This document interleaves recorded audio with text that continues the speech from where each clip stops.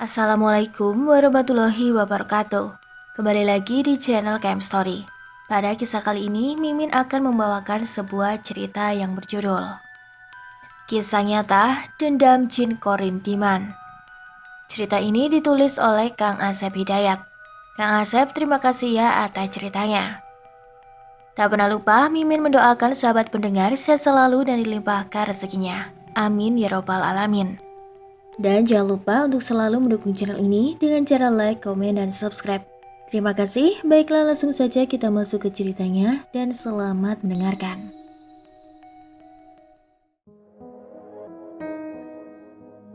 Sejak menangani kasus pembunuhan itu, aku selalu diganggu sosok menyeramkan. Dayat, Aldo, Sony, ayo kita ke TKP. Siap dan Suatu hari, ketika aku tengah melaksanakan tugas jaga di penjagaan, komandan jaga mengajak aku dan 2 orang rekanku ke TKP. Karena baru saja ada warga yang datang melaporkan penemuan mayat di sebuah perkebunan masyarakat. Hari itu sekitar jam 8 pagi, aku bertugas piket penjagaan di Polres di wilayah kepulauan. Setelah serah terima tugas dari regu piket juga lama. Seperti biasa, aku mengecek semua barang investasi, terutama para tahanan, mulai dari jumlah serta kondisi kesehatannya. Setelah dicek semua aman dan lengkap, aku kembali ke ruangan pelayanan masyarakat dan standby di sana. Dari ruang pelayanan, aku melihat ada 2 orang yang datang menuju pos pelayanan masyarakat. selamat pagi, Pak. Sapa kedua orang itu kepadaku. Iya, pagi juga, Pak. Ada yang bisa saya bantu? Maaf, Pak. Kami mau melapor. Kami menemukan mayat di kebun kami, Pak. Demikian jawaban mereka lagi, mengatakan tujuan kedatangannya. Setelah tahu tujuannya, kemudian aku mempersilahkan untuk masuk dan diarahkan ke bagian penerimaan laporan masyarakat. Dan aku kembali standby. Kira-kira 20 menit berlalu. Tiba-tiba saja, Dayat, Aldo, Sony, ayo ikut dengan saya ke TKP. demikian ucap perwira jaga kepada kami. Siap dan Jawab kami bersamaan. Lalu kami menyiapkan segala keperluan yang berkaitan dengan perlengkapan ke TKP. Kami berangkat dengan menggunakan mobil dinas. Selain kami, anggota jaga piket, fungsi lain juga turut serta, seperti piket fungsi serse. Setibanya di TKP, terlihat sudah ramai masyarakat di area tersebut. Aku dan rekan-rekan piket langsung turun dari kendaraan. Dan mulai tercium aroma luar biasa. Ya, itu bau bangkai yang begitu menyengat. Pantas saja, para warga yang berada di tempat itu menggunakan penutup hidung atau masker.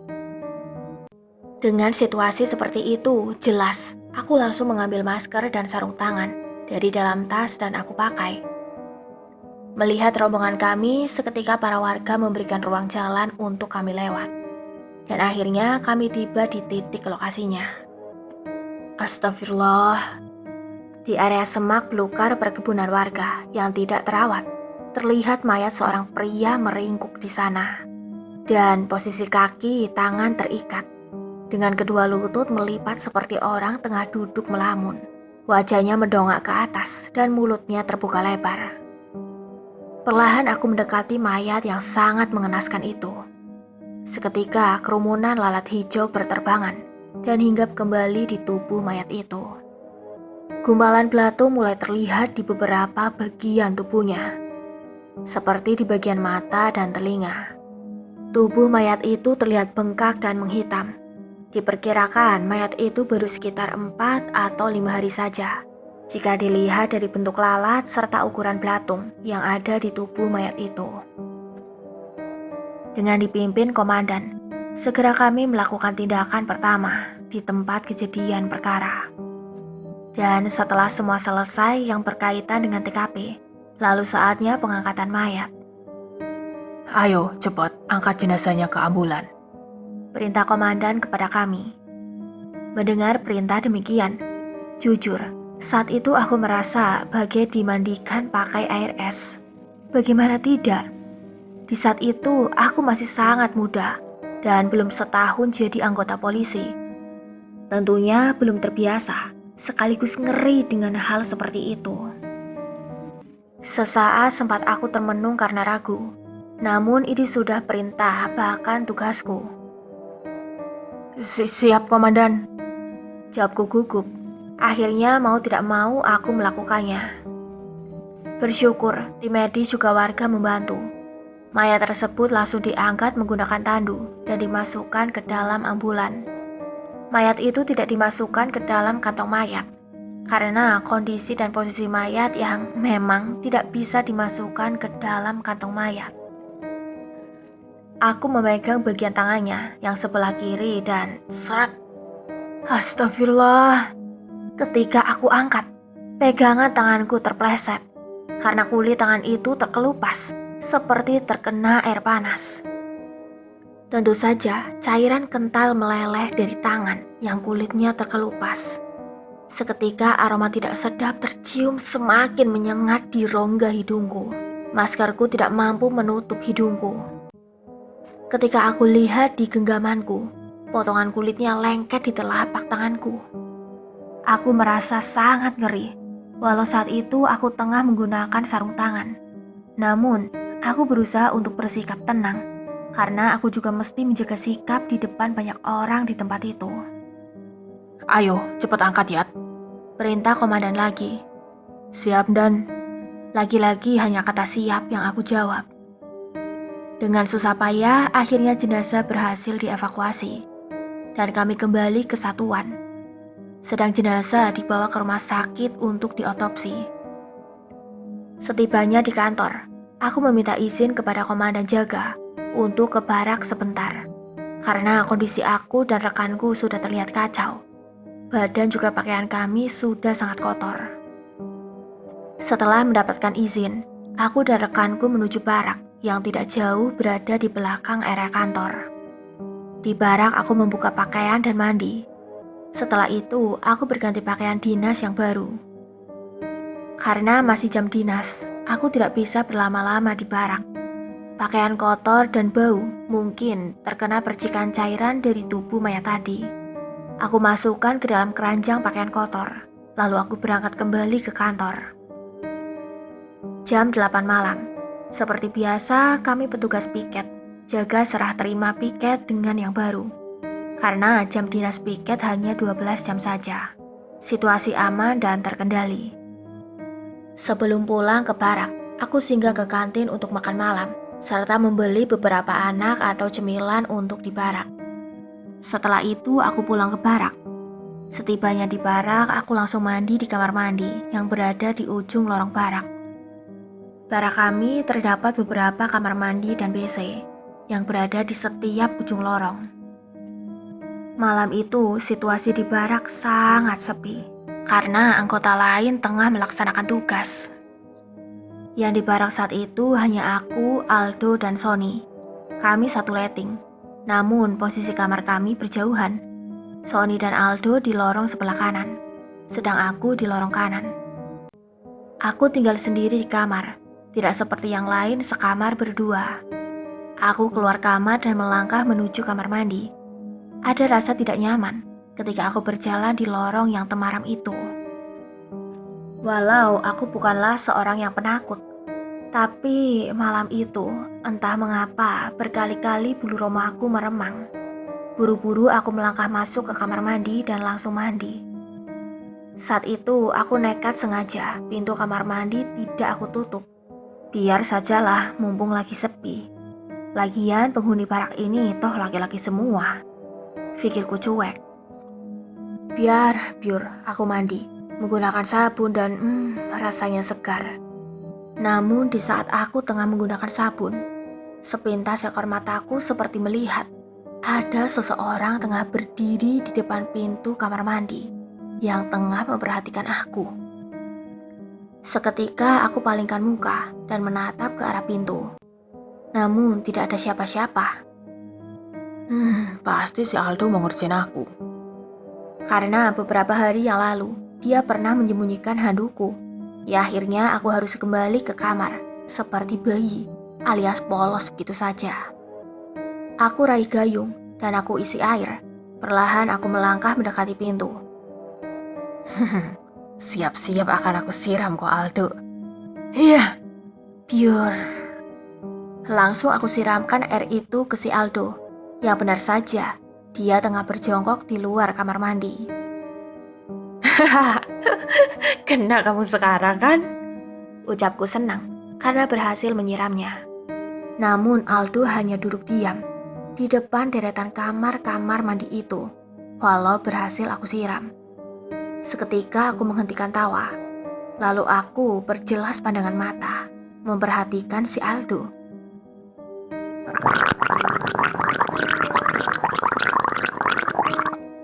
Terdengar suara orang yang sedang berkumur.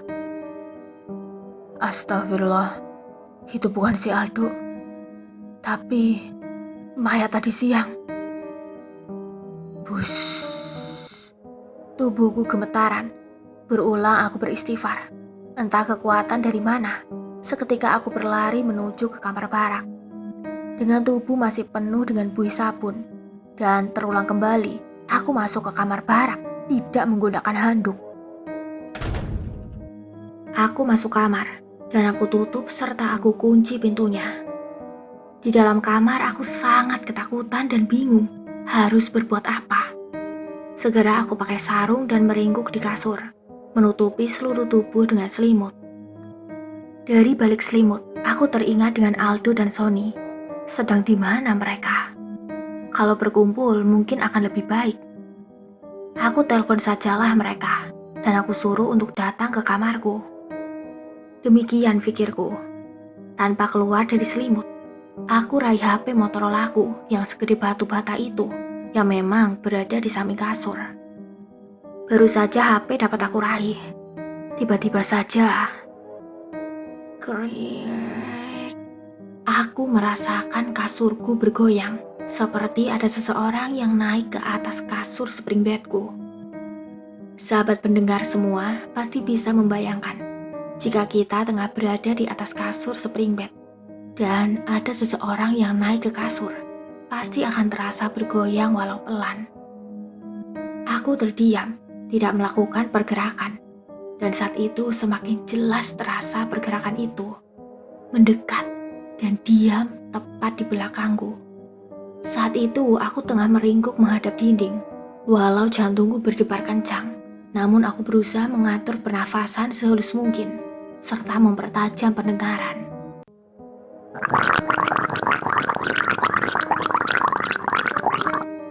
Pelan aku mendengar suara seperti orang yang sedang berkumur-kumur, atau tepatnya seperti orang yang sedang minum air di gelas menggunakan pipet. Namun bukan dihisap, melainkan dihembus. Maka akan bersuara serta menimbulkan gelembung-gelembung udara. Sejenak aku berpikir, atau merasa heran, siapa orang yang saat itu berada di dekatku. Tiba-tiba saja sekujur tubuhku serasa terkena sengatan aliran listrik berkekuatan tinggi. Tubuhku gemetaran, serta jantung serasa terlepas dari dadaku.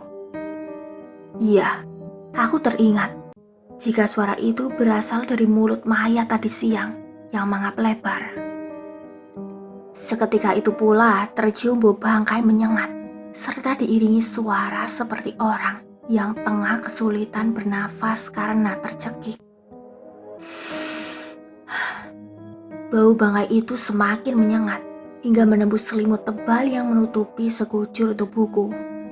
Tak ada yang dapat aku perbuat selain diam dengan tubuh gemetaran. Yang aku lakukan saat itu hanya berdoa dalam hati. Semua doa serta ayat suci Al-Quran yang aku hafal, nyaris aku baca semua. Entah berapa lama hal itu berlangsung. Akhirnya, perlahan aku tidak mencium lagi bau bangkai dan suara menyeramkan itu dari belakang punggungku. Entahlah, doaku dikabulkan Allah atau saking ketakutannya aku tertidur. Kejadian menakutkan itu aku alami tidaklah hanya malam itu saja, tapi setiap malam. Bahkan ketika siang hari saja, Aku dapat mencium baunya dan merasakan keberadaannya di dekatku. Sungguh, karena itu aku merasa stres dan lelah. Bagaimana aku tidak lelah? Setiap malam aku sulit untuk istirahat dan tidur dengan nyenyak. Karena makhluk itu yang aku sendiri tidak tahu makhluk apa dan apa tujuannya selalu mendatangiku. Apa mungkin itu hantunya mayat yang ditemukan tempo hari? Tapi, itu tidak mungkin. Masa iya orang yang sudah mati bisa jadi hantu? Demikian pikiranku berkecamuk. Ketika tengah bertugas, seperti biasa di kantor, karena sudah tidak kuat lagi, aku menahan rasa yang tidak karuan itu. Akhirnya aku ceritakan kepada komandanku. Namun beliau tidak menanggapi dengan serius. Justru ia malah tertawa dan mengatakan jika aku hanya halusinasi karena rasa takut yang berlebihan. Jujur, aku merasa kesal. Tapi ku coba pendapatnya aku terima, dan mungkin saja aku berhalusinasi. Singkat cerita, aku berusaha menetralisir pikiranku, dan lumayanlah, sedikit aku merasa tenang. Setelah jam istirahat dan makan siang, aku sempatkan melaksanakan sholat duhur di masjid yang berada di belakang penjagaan. Setelah itu, aku kembali ke penjagaan untuk melihat jadwal tugas. Ternyata siang itu, aku bertugas jaga tahanan di ruang sel, yang posisinya terpisah dari penjagaan. Kira-kira 30 meter di belakang penjagaan. Aku masuk ke ruang sel tahanan, mengecek dan mengabsen jumlah tahanan dari masing-masing kamar tahanan. Alhamdulillah lengkap dan dalam keadaan baik semua. Lalu aku kembali ke ruangan depan, di mana tempat kami anggota standby. Pada masa itu, jumlah ruang tahanan 10 ruangan tahanan yang terpisah oleh sebuah lorong. Sebelah kanan 5 kamar dan kiri 5 kamar. Masing-masing kamar ada kamar mandi. Di ujung lorong ada sebuah ruangan yang biasa dipergunakan untuk para tahanan berolahraga serta berjemur pakaian. Di sebelah ruang olahraga ada 2 toilet khusus anggota. Di ruang olahraga itu sedikit gelap. Walau ruangan itu tidak beratap, hanya jeruji besi saja. Karena tepat di belakang bangunan itu, ada sebatang pohon beringin yang besar dan rimbun. Sehingga dahan serta daunnya yang rimbun itu, sebagian menuduhi ruang olahraga. Selepas waktu maghrib, aku masih jaga tahanan. Aku dan 2 rekanku kembali mengecek tahanan. Karena jam 8 malam nanti, kami serah terima tugas dengan petugas jaga yang baru. Jam setengah 8 malam, pamitan kepada rekanku jika aku hendak ke toilet. Setelah pamitan, aku melangkah di lorong tahanan, melewati beberapa kamar tahanan itu. Di ujung lorong, aku belok kanan menuju di mana toilet berada. Sempat aku melirik ke sebelah kiri, sedikit meremang bulu romaku. Karena jujur, ruangan itu gelap dan terkesan seram. Aku terus melangkah dan masuk ke toilet. Di dalam toilet, di saat aku tengah buang air kecil, samar aku mendengar suara keran air di toilet sebelah hidup dan air masuk ke dalam bak. Mungkin si Roni di sebelah, pikirku. Tak lama aku selesai, aku keluar dari toilet. Sempat aku melirik ke toilet sebelah yang pintunya terbuka. Karena pintunya terbuka, aku menyempatkan melongok melihat ke dalam toilet itu. Astagfirullah. Kedua mata aku terbelalak, melihat siapa yang berada di dalam toilet itu. Ya, aku melihat mayat itu lagi dengan posisi duduk di lantai dan bersandar di dinding toilet. Kepala mendongak ke atas, serta mulut terbuka lebar, sebagaimana posisinya ketika ditemukan. Aku beristighfar dan langsung balik kamar, berlari kembali ke ruang depan. Setibanya di depan, tentu saja membuat Aldo dan Sony terkejut, apalagi mereka melihat raut wajahku pucat pasi, serta nafas tersengal-sengal. "Kau kenapa, Yat? Ada apa, Yat?" Tanya Sony heran. Itu Son, mayat itu ada di toilet belakang, yang sebelah kanan. Belum sempat Aldo dan Sony bertanya lagi. Tiba-tiba saja para tahanan berteriak dan berkata, Wah, aduh, bau bangkai apa ini? demikian ucap dan teriak mereka, yang mengatakan mereka mencium bau bangkai. Dan memang, kami bertiga juga mencium bau bangkai itu. Aku hanya diam dengan dada berdebaran. Sementara Sony dan Aldo menatap aneh kepadaku. Lalu aku berkata, Sekarang kalian baru percayakan sama aku jika penampakan mayat itu selalu datang kepadaku. demikian ucapku kepada mereka. Mendengar ucapanku, Sony dan Aldo hanya mengangguk pelan. Lalu Sony berkata, Yat, pelaku pembunuhan itu kan sudah ketangkep dan sekarang ada di sel ini. Iya, terus maksudnya gimana? sambung Aldo penasaran. Ya mungkin korban mau menghantui tersangka itu. Jawab Sony lagi mencoba menjabarkan kejadian itu. Terdengar suara lonceng berulang dari penjagaan. Tanda jam dinas kami selesai dan saatnya serah terima tugas. Setelah selesai jam dinas, kami pulang ke barak masing-masing dan istirahat. Di perjalanan pulang, kami mengobrol dan membahas apa yang telah terjadi ketika tadi di ruang tahanan. Yat, kau serius kan? Akhir-akhir ini mendapat gangguan? Tanya Sony kepadaku. Ya serius lah. Bahkan bukan cuma diganggu, tapi aku merasa sudah diteror, Son. Mungkin dia penasaran dan dendam ya. Sambung Sony. Kalau masalah dendam itu urusan dia, Son. Cuman masalahnya, kenapa aku yang diganggu? Justru kita yang ikut nolong dia. Bukannya berterima kasih, malah neror. Jawabku sedikit kesal. Jangan-jangan ada sesuatu hal yang gak beres ya. Sambung Aldo. Maksudnya sesuatu apa, Dok? Ya, aku merasa ada yang aneh. Masa iya? Ke kamu aja dia datangnya. Sama kami? Enggak. Mendengar ucapan Aldo yang menurutku misteri, akhirnya kami terdiam sembari terus berjalan. Lalu Sony berkata lagi, Kalau nggak begini, malam ini kita tidur sekamar saja. Kamarmu kan besar ya? ujar Sony memberikan ide untuk malam ini mereka tidur di kamarku. Yang memang, di antara kamar mes yang lain, kamarku yang jauh lebih besar. Terus kita mau ngapain, Son? Tanya Aldo tidak mengerti. Ya siapa tahu makhluk itu datang lagi. Dan kalau memang ia datang lagi, berarti benar ada sesuatu hal yang dia inginkan dari si Dayat. Kata Sony menjelaskan. Singkat cerita, akhirnya kami sepakat malam itu tidur sekamar di kamarku. Malam itu setelah mandi dan makan bareng di kamarku, kami duduk sembari ngopi dan mengobrol.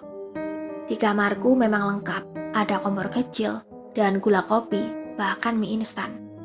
Hanya saja walau kamarku besar, tapi toilet harus ke ujung lorong karena di setiap kamar tidak dilengkapi dengan kamar mandi. Tak terasa waktu menunjukkan jam 12 malam. Suasana di barak sudah sepi, dan kami memutuskan untuk segera tidur pula. Kita ke toilet dulu yuk, Ajak Sony kepada aku dan Aldo. Aku pikir ide yang bagus, karena jika tengah malam nanti terbangun ingin ke toilet, kan ngeri. Lalu kami bertiga beranjak ke toilet. Setelah selesai, kami kembali masuk ke kamar dan bersiap untuk tidur. Sony tidur di atas kasurku, sementara aku dan Aldo di depan TV. Tak lupa sebelum tidur, aku mematikan lampu dan berdoa. Karena sudah jadi kebiasaanku jika tidur selalu gelap. Entah sudah berapa lama kami tertidur. Tiba-tiba saja terdengar suara gaduh. Aku terjaga, demikian pula dengan Aldo. Di keremangan di dalam kamar, aku melihat di atas kasur Sony, tengah duduk sembari mengusap-usap wajahnya. Melihat hal itu, aku langsung bertanya. Kau kenapa, Son? Bikin ribut saja. Tolong, hidupkan lampu sebentar ya. Sepertinya banyak semut menggerumuni mukaku. Tanpa banyak bicara, aku bangun dan melangkah ke dinding untuk menghidupkan lampu. Seketika kamar terang benderang. Ya Tuhan, apa ini? Terdengar Sony berteriak sembari loncat turun dari kasur. Sontak aku juga Aldo terkejut, langsung memandang ke arah kasur, di mana sebelumnya Sony tidur. Astagfirullah. Di atas kasur, aku melihat banyak belatung menggumpal berkelihatan. Belum hilang rasa terkejut. Tiba-tiba saja terdengar suara tawa terkekeh di balik jendela kamarku. Seketika bulu kuduk meremang. Kami benar-benar merasa sangat ketakutan. Aku dan Aldo berusaha berdoa dan membaca ayat-ayat suci Al-Quran dengan suara lantang. Sementara Sony berdoa dengan cara agamanya. Karena lettingku Sony beragama non-muslim. Setelah sedikit tenang, Sony mendekatiku lalu berbisik. Yat, kita tidur di masjid kantor saja yuk. Karena dimanapun kita berada, dia pasti datang. Kalau di masjid, aku yakin dia tidak bisa masuk. Demikian bisiknya kepadaku. Sejenak aku berpikir, ada benarnya juga ucapan Sony. Lalu kami bertiga memberanikan diri keluar dari barak menuju masjid kantor yang berada di belakang penjagaan. Benar saja, hingga jam 5 subuh kami terbangun. Alhamdulillah tidak mendapatkan gangguan apapun. Setelah melaksanakan sholat fardu subuh, kami kembali ke barak. Di barak terlihat personil sudah bangun semua dan mengantri di depan kamar mandi. Ketika aku membuka pintu kamar, pandangan mataku langsung diarahkan ke atas kasurku. Dan ternyata kasurku dalam keadaan bersih. Tidak seperti tadi malam. Begitu banyak belatung serta bercak cairan nanah yang busuk. Aku menghela nafas lega. Dengan dada berdebar, aku masuk ke dalam kamar dengan membiarkan daun pintu tetap terbuka. Hari itu regu aku cadangan, jadi hanya melaksanakan apel pagi saja. Selanjutnya standby, aku bersama Aldo dan Sony duduk bertiga di kantin. Sembari sarapan, mengobrol, masih membahas kejadian menakutkan tadi malam. Yat, jadi kita harus bagaimana sekarang? Karena sekarang sudah mengganggu kami juga. Ucap Sony mengawali obrolan.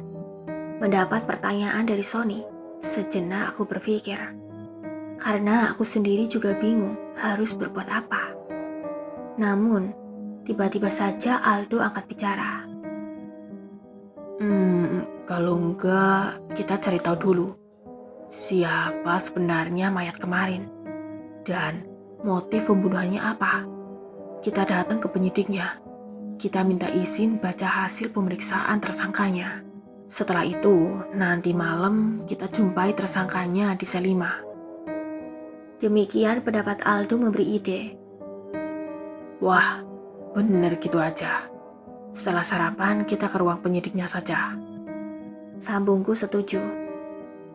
Singkat cerita, akhirnya kami bertiga menjumpai penyidiknya di ruang serse. Dan kebetulan, penyidiknya senior kami. Pada awalnya, senior itu tidak memberi izin pada kami untuk membaca hasil pemeriksaannya. Namun setelah kami jelaskan tujuannya, barulah beliau mengizinkan. Bahkan beliau sempat terkejut, karena beliau juga mengalami hal menakutkan ketika dalam proses seriksa tersangka.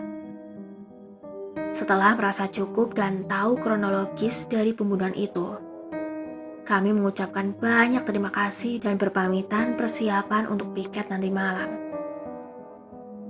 Malam harinya, sesuai jadwal dinas aku, Aldo dan Sony melaksanakan piket. Aku di penjagaan sementara Sony dan Aldo jaga tahanan. Karena malam itu sepi, tidak ada masyarakat yang datang membuat laporan. Aku minta izin ke komandan jaga untuk ke ruang tahanan menemui Sony dan Aldo. Di ruang tahanan, kami bertiga kumpul berencana akan mengobrol dengan tersangka pembunuhan itu. Setelah terlebih dahulu mengunci pintu besi utama, kami bertiga mendatangi ruangan sel nomor 5 yang posisinya di ujung lorong sebelah kanan. Setelah berada tepat di pintu sel itu, aku memanggil tersangka. Yanto, kesini kamu. Demikian panggilku padanya. Iya pak, Jawabnya pelan dari dalam sel. Lalu dia mendekat dan berdiri di hadapan pintu terali. Aku, Aldo, dan Sony duduk di kursi di depan sel itu. Yanto, kamu tersangka pembunuhan mayat yang ditemukan di kebun seminggu yang lalu itu kan? Tanyaku mengawali pembicaraan. Iya pak. Pak, tolong saya pak. Saya takut di sini pak. Dia datang terus ke saya pak. Yanto membenarkan. Dan tiba-tiba saja entah mengapa, ia menangis ketakutan dan meminta tolong. Sialan kamu. Kalau dia datang sama kamu itu pantas saja. Tapi gara-gara kamu, dia juga mengganggu kami.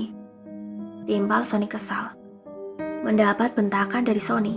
Seketika Yanto terdiam lalu berkata, Serius pak, dia datang juga sama bapak. Tanyanya sembari menatap sayu Sony. Ya, tiap malam dia datang sama kami. Sekarang coba kamu ceritakan sama kami. Bagaimana ceritanya? Walau kami sudah baca BAP-mu. Ucap Aldo ke Yanto. Lalu Yanto mulai bercerita. 5 tahun lalu Yanto dan Diman tiba di kota B. Mereka berdua sekampung dari Pulau Jawa. Niat datang ke pulau itu ya mereka merantau mencari rezeki lebih. Karena mereka mendengar jika di pulau itu banyak peluang pekerjaan dengan gaji besar. Di kota itu mereka ngekos sekamar. Sebagai orang baru di kota besar tentunya mereka juga perlu kendaraan. Beruntung Diman di kampungnya memang tidaklah terlalu susah.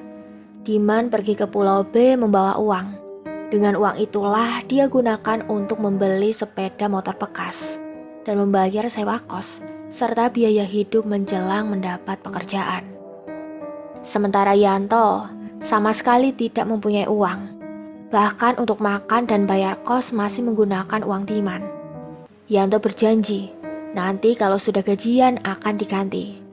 Bahkan akan bayar uang beli motor separuh. Diman tidak merasa keberatan dengan semua itu, karena Yanto teman sekampungnya. Bahkan di perantauan Yanto sebagai keluarganya. Akhirnya Yanto dan Diman mendapatkan pekerjaan satu perusahaan. Namun jadwal masuk kerja terkadang berbeda. Jika Diman masuk siang, Yanto masuk malam. Demikian sesuai jadwal. Mereka akrab, ya namanya juga sekampung. Hari demi hari terus berlalu. Mereka mulai banyak tahu wilayah serta kehidupan di kota itu. Sesekali mereka pergi liburan ke tempat liburan, yang pada masa itu memang banyak tempat hiburan. Namun ternyata Yanto mulai terpengaruh dengan kehidupan glamor. Yanto lupa diri. Hasil kerjanya habis hanya untuk berfoya-foya. Lain dengan Diman. Diman justru berhasil. Ia setiap bulan bisa mengirim ke kampungnya. Bahkan Diman bisa membeli rumah per rumah walau tipe kecil. Yang jelas sudah ada hasil jerih payahnya bekerja. Melihat perilaku Yanto yang semakin hari semakin parah, Diman mencoba mengingatkan Yanto agar berubah dan ingat akan tujuan merantau. Namun Yanto tidak peduli. Akhirnya Diman bosan dan memutuskan untuk keluar dari kosan itu. Selain itu karena Diman juga sudah memiliki rumah sendiri walau masih kredit. Dengan alasan ia mau menikah. Akhirnya Yanto harus tetap tinggal di kos sendiri. Yan, aku mau pindah ke rumah sendiri. Tapi maaf ya, aku nggak bisa ajak kamu. Karena aku mau menikah. Kamu jangan marah ya. Dan sepeda motor itu aku bawa juga. Karena sampai saat ini kamu kan belum bayar sesuai janji. Kalau masalah uangku yang kamu pakai, juga uang untuk kebutuhanmu tak usah kamu ganti. Aku ikhlaskan saja. Demikian ucap Diman ke Yanto. Mendengar Diman mau pindah ke rumahnya serta sepeda motornya dibawa, Yanto hanya diam. Lalu Diman pergi dengan membawa pakaian saja dan sepeda motor. Sementara semua barang-barang yang pernah ia beli ditinggalkan untuk Yanto. Sebulan setelah pindah, mereka tidak pernah ketemu dan komunikasi karena memang jadwal kerja yang berbeda. Tanpa sengaja mereka bertemu di area perusahaan. Mereka sangat senang saling menanyakan kabar karena mereka sebenarnya tidak ada masalah. Akhirnya mereka mengatur janji malam nanti ketemuan. Ya sesekali cari hiburan. Singkat cerita jam 9 malam, mereka bertemu di sebuah kafe. Mereka duduk santai dan minum. Man, kelihatannya kamu semakin sukses ya. Ucap Yanto kepada Diman mengawali obrolan. Biasa aja lah Yan, aku cuman berusaha untuk merubah hidup saja. Jawab Diman sembari tersenyum, lalu Yanto berkata lagi. Oh iya Man, aku mau minta tolong sama kamu. Aku perlu modal nih, bisa aku pinjem uangmu 10 juta saja. Sebulan aku kembalikan. Demikian ujar Yanto mengutarakan niatnya. Mendengar ucapan Yanto yang bermaksud meminjam uang kepadanya, Diman sedikit terkejut lalu berkata, Duh Yan, aku ndak punya uang segitu. Kemarin aku baru beli motor baru, jadi uangku sudah ndak ada lagi. Kamu pinjam uang sebanyak itu sebenarnya untuk modal usaha atau untuk apa? Tanya Diman memastikan. Sebenarnya bukan untuk modal usaha Man. Tapi pacarku perlu uang. Dia minta tolong sama aku. Aduh Yan, tak pikir untuk apa. Yan, kalau memang pacarmu itu sayang sama kamu, mestinya dia itu paham kondisi kamu. Tidak justru membebani kamu. Ujar Diman kesal. Saat itu Yanto tidak menimpali lagi ucapan Diman. Namun dalam hati Yanto berkata, Sombong kamu Man, mentang-mentang sudah sukses. Awas kamu ya. Singkat cerita, karena waktu sudah mulai larut, akhirnya mereka memutuskan untuk pulang. Dan Diman mengantarkan Yanto ke kosannya. Kos Yanto memang tidak terlalu jauh, namun harus melewati area hutan lindung dan kebun masyarakat. Di perjalanan mereka hanya diam tidak mengobrol seperti biasanya. Man, berhenti sebentar, aku mau kencing. Tiba-tiba saja Yanto menyuruh berhenti karena hendak buang air kecil. Di kosan kamu aja, masa di tempat gelap beginian? Jawab Diman. Nggak apa-apa Man, aku sudah nggak tahan lagi. Akhirnya Diman menepikan sepeda motornya dan berhenti.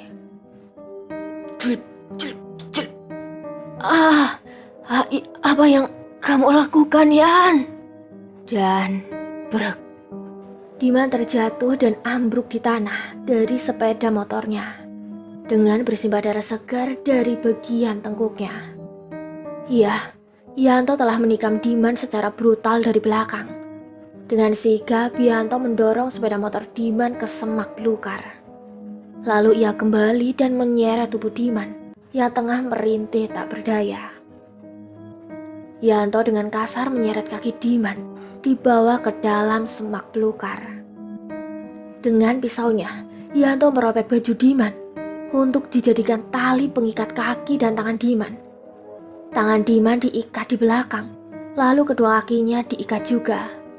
Saat itu Diman masih terlihat bernafas. Akhirnya Yanto menikam pisaunya berkali-kali ke bagian perut serta dadanya Diman. Yanto, kamu kok tega sama aku? Itulah suara terakhir yang keluar dari mulut Diman. Mungkin karena merasa sakit yang teramat sangat, Dalam kondisi sekarat itu, ia menekuk tubuhnya hingga lututnya bertemu dengan dagu.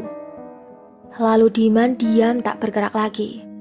Setelah yakin Diman tidak akan hidup lagi, Yanto dengan cepat meninggalkan tempat itu menggunakan sepeda motornya Diman, meninggalkan Diman yang sudah tidak bernyawa.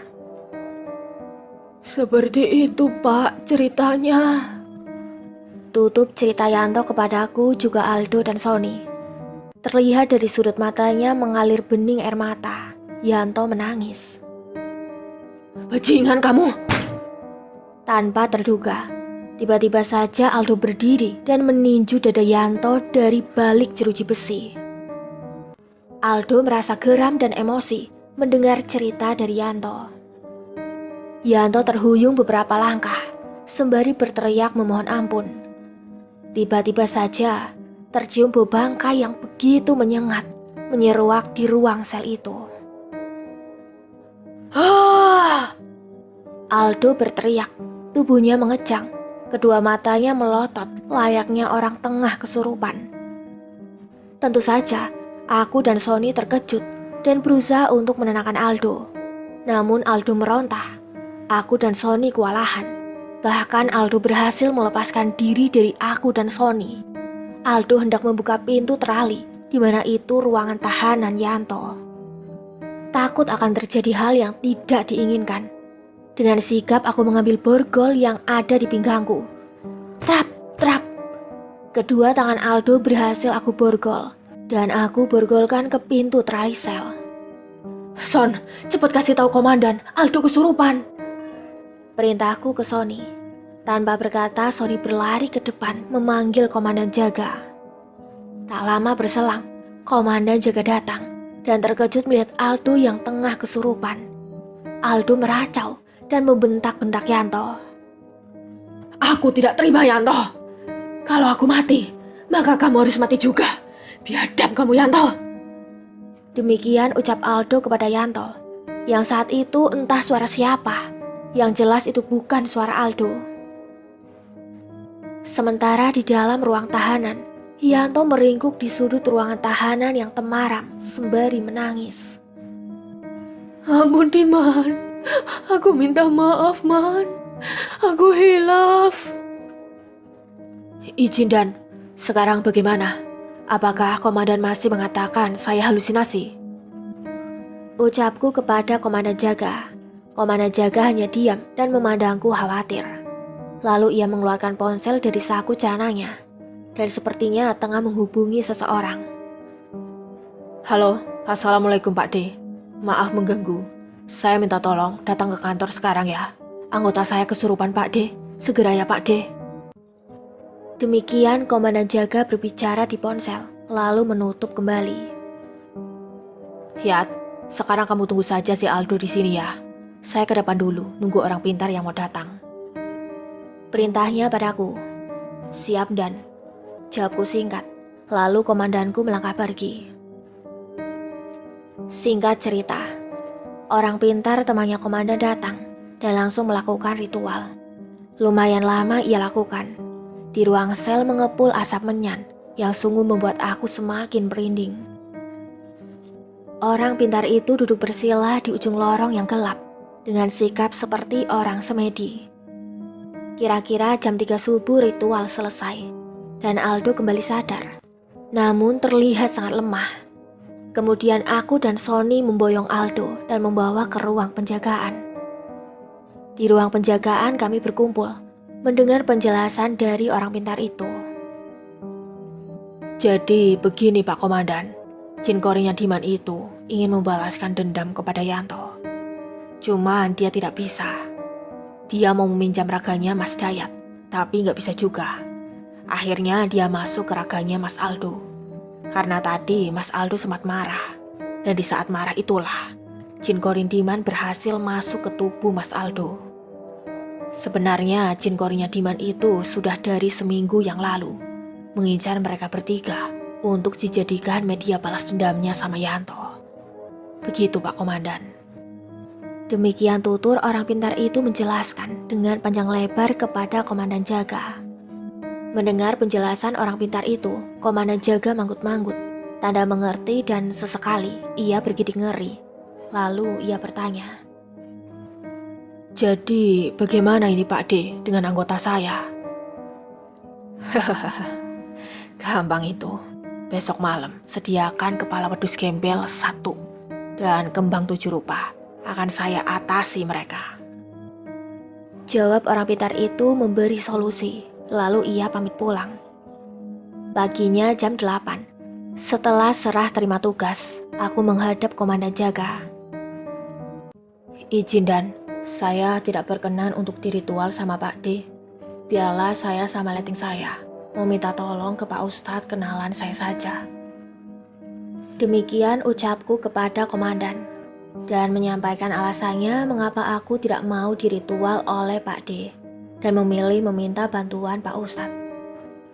Yang jelas, aku memilih langkah dan cara sesuai dengan ajaran agama yang aku anut. Tidak bermaksud apapun selain itu alasannya.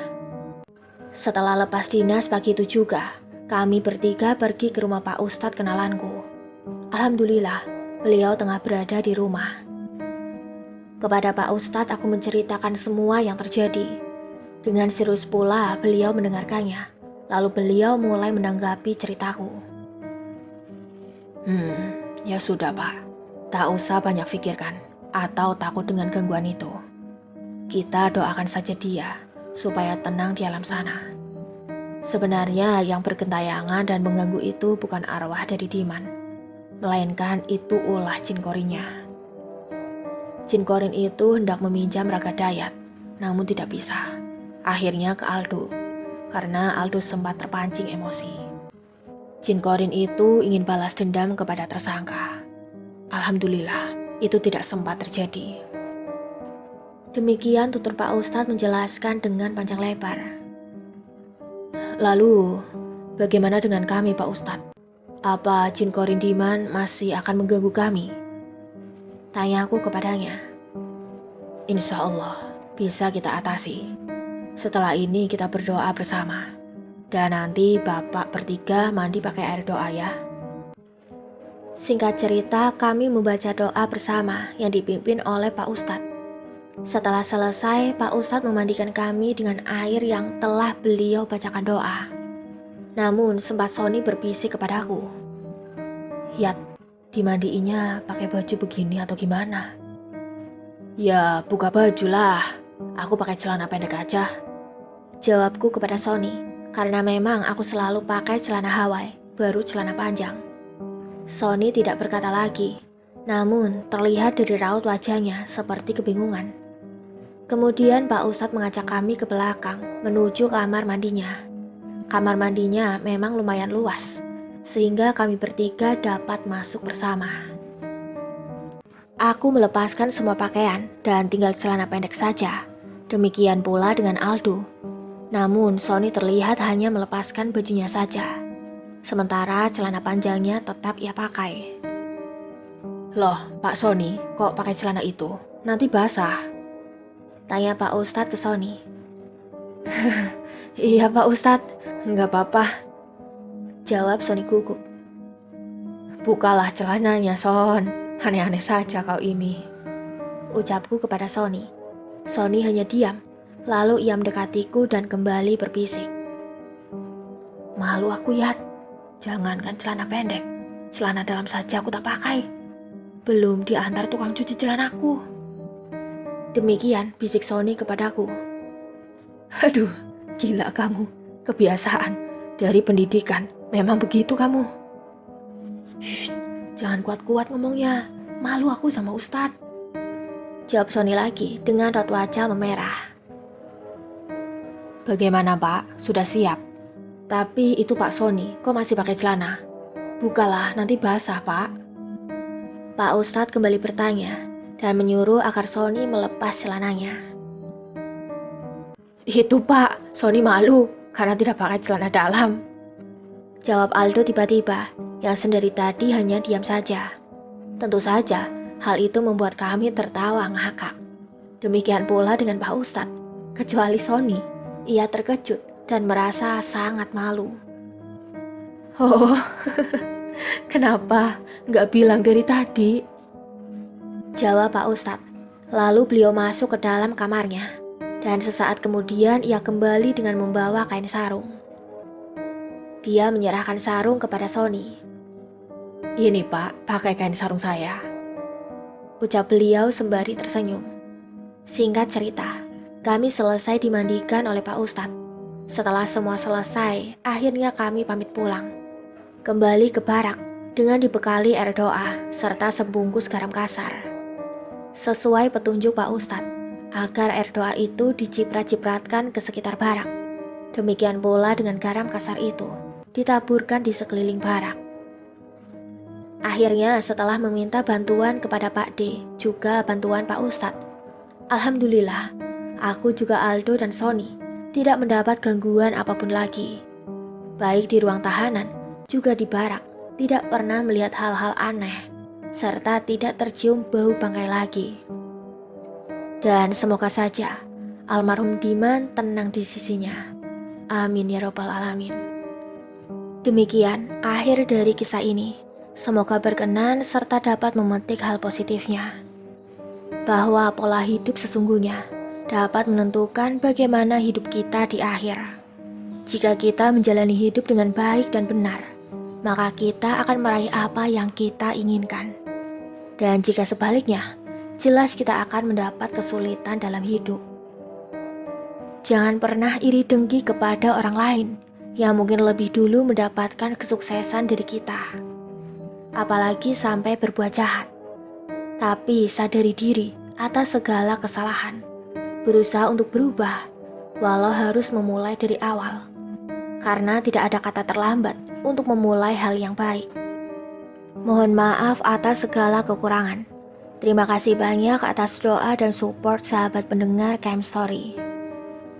Semoga sehat selalu dan lancar rezekinya. Amin ya robbal alamin. Tunggu kisah lainnya di video selanjutnya. Mimin pamit undur diri. Wassalamualaikum warahmatullahi wabarakatuh.